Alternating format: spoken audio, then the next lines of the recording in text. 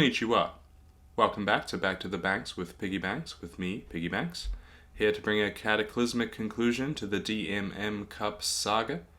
Thank you very much for joining me. This is day 3, the final day of the tournament that we have been covering at the Hiratsuka Shonan Bank Velodrome. It's been a wonderful tournament of red-hot talk, lies, deceit, destruction, and chaos, and the final day brings us no difference. Just before we get too far into things, I would like to make my first apology of the show. In the previous episode, DMM Cup Part 2, and undoubtedly the first episode, DMM Cup Part 1, I had several mistranslations that were a result of using Google Translate to translate names. My intention is always to provide accurate translations, and it just took me a little while to cotton on to the fact that Google Translate does not always do a great job with names.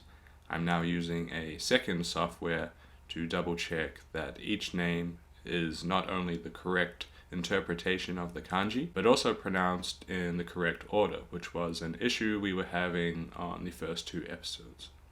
So once again, I'd like to give my deepest apologies for that. Anybody who was a victim of those mistranslations, I'm very sorry about that. Not cool to have your name presented in the wrong order. We will endeavor to do better going forward. So as I said, we're doing day 3 today of the Shonan Bank DMM Cup, wrapping up the tournament with all 3 finals. That is the women's final, the A-class final, and the S-class final. Normally we try to find the best 3 races of a given day, but there's something about the pressure of a final that creates a very sharp atmosphere, and I'd like to show that. And in all honesty, they probably stack up as the best races of the event itself. Very powerful stuff. Now I know what you may be thinking. Now I know what you may be thinking with all these finals going on. What's going on with long-term friend of the show, Ken Shibata? And I am going to show you that just quickly right now. Just let you know what Ken's been up to. Look at Ken just going absolutely nuts just to get around the outside there. On the wheel of number 5, riding a very strong makuri tactic.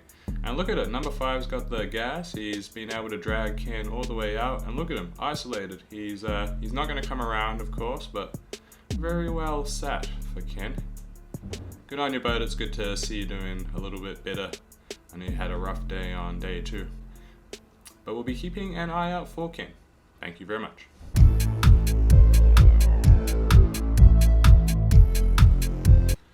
Alright, here we are, lining up for race 10. This is the girls' Keirin final. Number 1 is Erika Fujimaki from Fukushima with a power level of 110. Number 2, Nadome Segura from Aichi, 118. Number 3, Rika Takahashi from Saitama with a power level of 106. Number 4, Fuka Sakaguchi from Kyoto, 112. Number 5, Mai Kajita from Tochigi with a power level of 104. Number 6, Sayaka Yoshimura from Shizuoka, power level of 112. And number 7, Mayuri Uchimura Fukuoka, 112. You can feel the tension and nerves in the atmosphere around these ladies, as this is a final. Certainly has a different character to it when compared to just a regular race. But everything they have done in the 2 days leading up to this has been for this moment. It's an all-star cast. And we get the start. Pace setter comes through. I raced a Keirin in the weekend that has the same starting procedure. And we're just filing in nicely. Looks like we got number 7, number 3, number 6. Forming an orderly existence. Okay, coming into the race section now. Number 7 leaving a little gap between herself and the pace setter, just looking around, seeing who's about to come over her shoulder. Doesn't seem to be wanting to sprint and lead out at this stage. Probably be thankful for someone to come through. You see we're riding the shallow box section rims today because it is too windy to ride with the disc wheels. Number 7 looking, sees number 2 coming around the outside, is a little bit late to catch up. Number 2 with a big acceleration. She opens a little gap. Number 7 is scrambling to catch up. Number 4 sitting nicely nestled in her wheel. Number 3 we see advancing with number 5, that's Mai Kajita, trying to come up around the outside, but she's being blocked by number 3.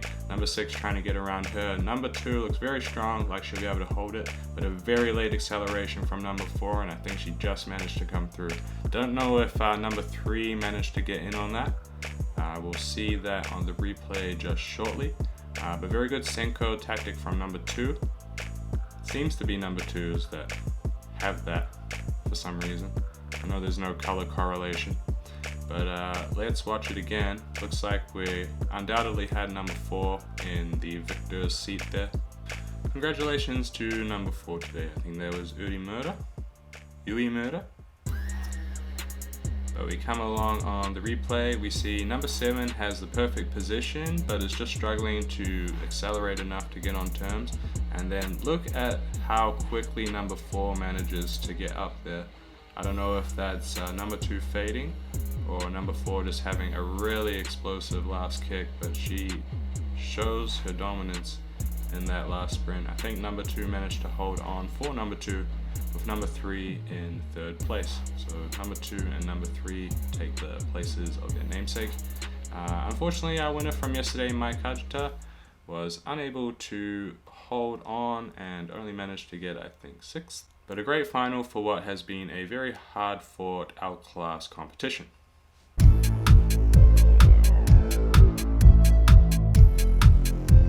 If ever I've seen a group of people ready to rip, this is what they looked like. A-class final, let's go! Number 1, Kentaro Sekine from Kanagawa, 100 at A1. Number 2, Shunya Yamazaki, Okayama, 113 at A1. Number 3, Yuta Sakai, Fukushima, 109 at A1. Number 4, Yoshitsugu Wada, Saitama, 99 at A1. Number 5, Yasuto Misawa from Miyagi, 91 at A1. Number 6, Takuya Sakamoto from Fukushima, 111 at A2. And number 7, Yunosuke Minishige from Okayama. The first rider we have ever had with both an S2/A1 rank. Not seen that before, but he has a power level of 100 and is looking good. So we're a lot drier than we were on day 2. Rain seems to have cleared up. Number 6 just kicks hard to try and get on the pace setter. Has a little shoulder barge with number 1 even. Not often you see contact this early on. But this just shows how high octane this is going to be as an adventure. Alright, we're starting to see number 2 bring number 7 up on the right hand side. Pace setter is going to pull off once we get to corner 1 here. And number 2 ready to launch. Number 1 unable to defend from the swamp tactic. Number 2 brings number 7 through, and number 3 decides he's not sitting around either. He's bringing number 6 and number 5 with him, and he seems to have got the jump on number 2, who's being forced down the track. Big contact there from number 7 and number 5. You see their headbutts. The helmets do count for something, and we're getting into the thick of it now, so a strong outline. 3 on the front, 6, 7 coming through, and if you look at this, number 7 is coming through, making contact. Oh shit, here we go. Number 6 takes out number 7 and 5. Number 1 with number 4 on his wheel. Number 3 just trying to hold it together, but number 2 snakes him for 3rd. What the hell happened? That was just too fast to even react to.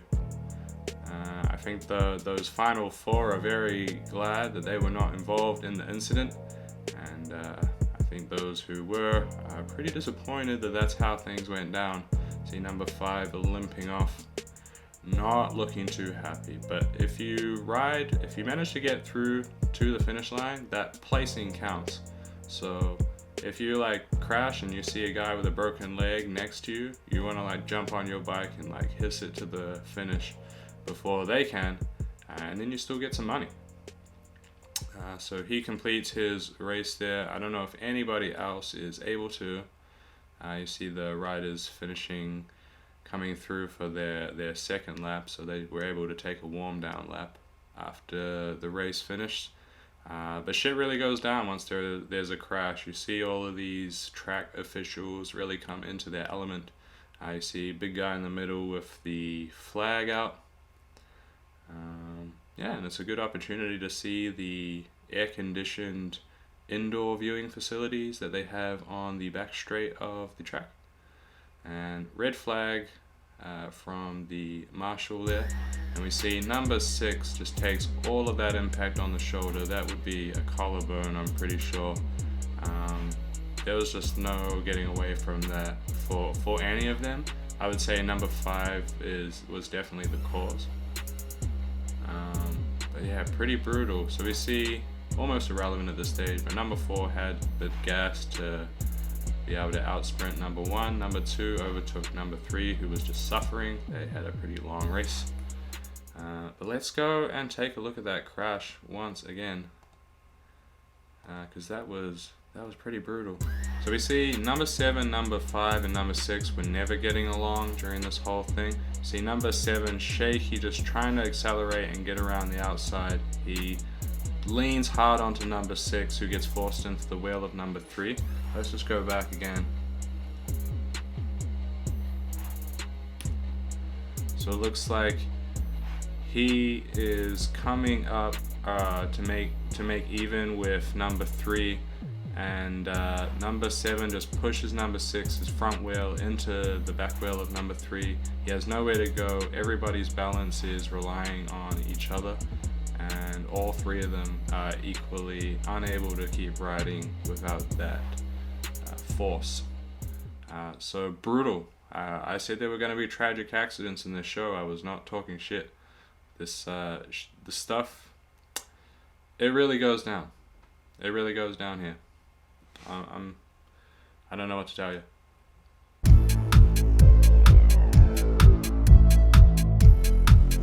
So here we are at the S-Class final after that craziness in the A-Class final. So this is our headline event. This is what we would call the grand final somewhere in the West.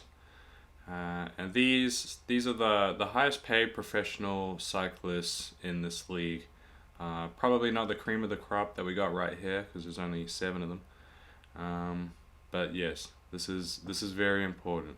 We got the Illuminati triangle there.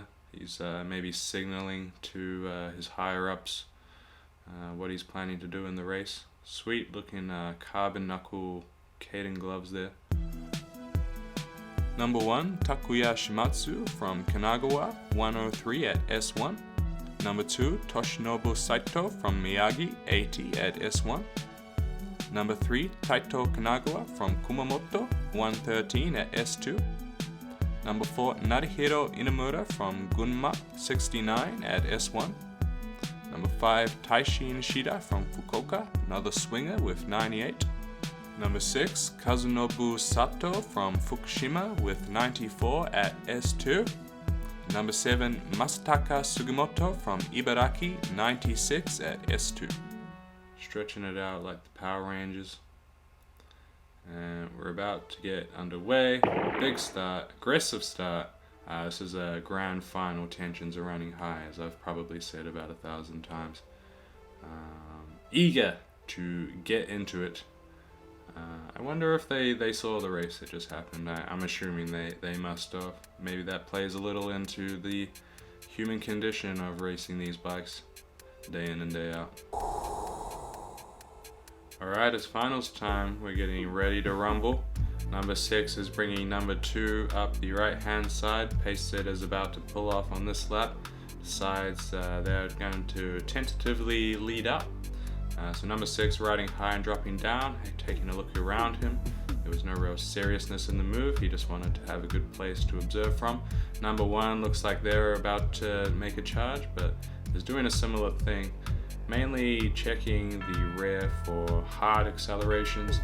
Everybody's trying to conserve energy for as long as possible. But I think we see number 3 has decided now is the time. Very aerodynamic sprinting style, followed by number 5, who trying to do a bit of a Caleb Ewan if you watch any road cycling. But number 1 driving it on the front, he's decided that's the place to be. Number 3 drawing equal with number 7 and number 6 coming around the other edge, and it's super tight through here. What are number 4 and 5 going to do? Everyone bumping around. Number 1 looks like they're going to hold it all the way to the line, but who got that? Did number 7 come through and manage to snipe that from number 1? Because number 1 did the whole lap, and I think it came down to millimeters. I certainly couldn't call that on the first pass. But very, very exciting. Everyone is all up in there. See, yeah, number 1, bit of a bike length in front. Number 7 looking for that gap to come through. 4, 5, 3, and 6 don't really have a lot of options. Number 7 looks to be able to just grab it, and that late acceleration from number 2 to take third was pretty cool too. So it's looking like number 7, people. Wow. Well, I don't know. Who can call that? I think number 1 might have got it. Let's take a look again. So here we go. 12th race. Number 3 coming around. Number 1 is holding number 7 up behind him. And they all have to find a gap somewhere, and it's all going to be around the outside of number 1. He hasn't left any room to come around. Number 7 has the acceleration. Look at number 2 on the right hand side.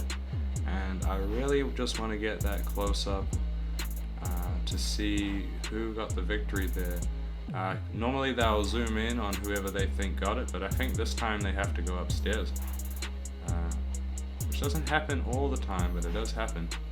These races can be very, very close. Look how congested it gets down at the bottom end of the track. Number 7, late acceleration, and also number 2. Let's take a look. It's hard to say. Number 7 has more momentum coming through, but number 1 may have got to the line first. Let's look at the side by side as they slow it down. I'm going to pause it right on the line.